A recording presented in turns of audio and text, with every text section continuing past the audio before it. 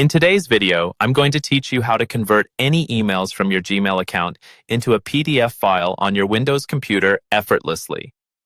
Whether you're looking to save important emails for offline access or want to keep them as part of your digital records, converting them into PDFs can be a highly useful skill to have. To start, ensure you're logged into your Gmail account on your Windows computer. Open any web browser of your choice. Google Chrome is recommended for best compatibility and features.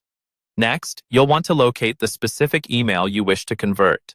Simply navigate to your Gmail inbox and open the email. Once the email is open, look towards the top right corner where you'll find a three-dot icon indicating more options. Go ahead and click on it. From the drop-down menu that appears, select the option labeled Print. You might be wondering why you would click Print when you're trying to create a PDF.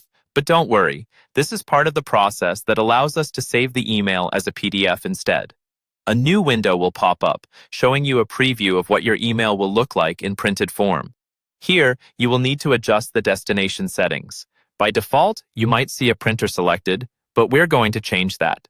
Click on Destination, and from the new drop-down menu, select Save as PDF.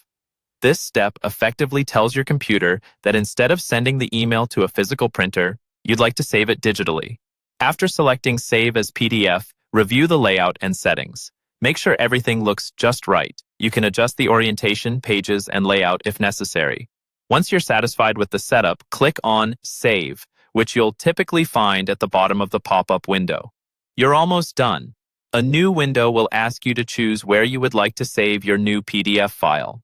Navigate to a folder where you'd like to store the PDF on your Windows computer, then hit Save again. It's good practice to double-check the folder and make sure you remember the file location for easy access later on. And there you have it. Your email has been successfully converted into a PDF file and saved onto your computer.